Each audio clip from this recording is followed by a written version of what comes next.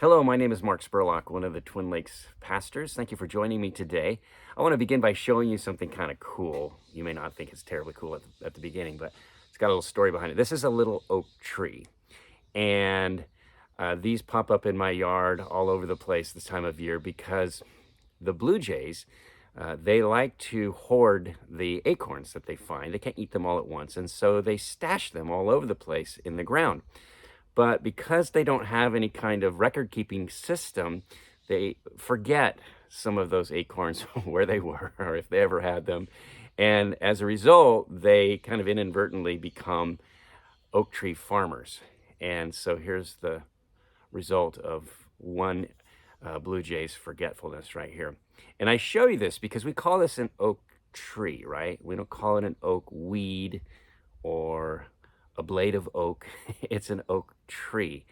Everything that this tree needs to grow into a towering oak is already in it right now. It just needs time to grow. And I show you that because there's a cool passage in Isaiah 61. I mean, it's so cool that Jesus reads it when he launches his public ministry. And so it's like one of his favorite passages, Isaiah 61. It begins with what are probably familiar words to many of you.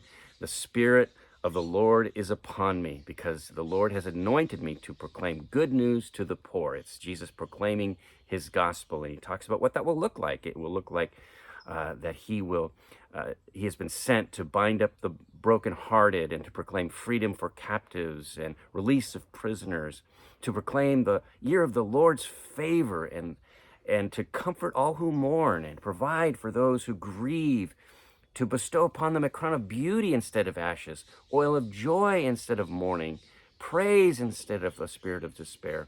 And then he says this at the end of verse 3. Isaiah says this: they will be called oaks of righteousness, a planting of the Lord for the display of his splendor. Isn't that great?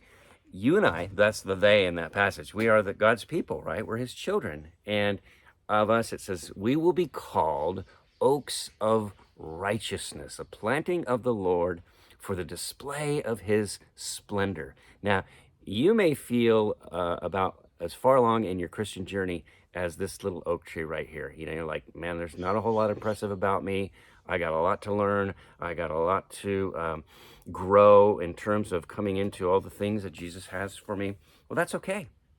But never forget, you're already an oak.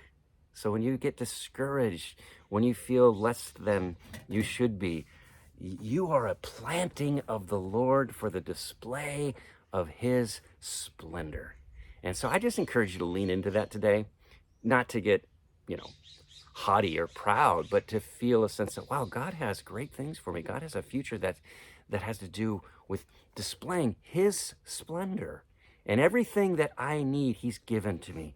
And someday, though I be a little oak tree, I will be akin to a towering oak of righteousness. Well, may God bless you with that truth, and may you have a great day.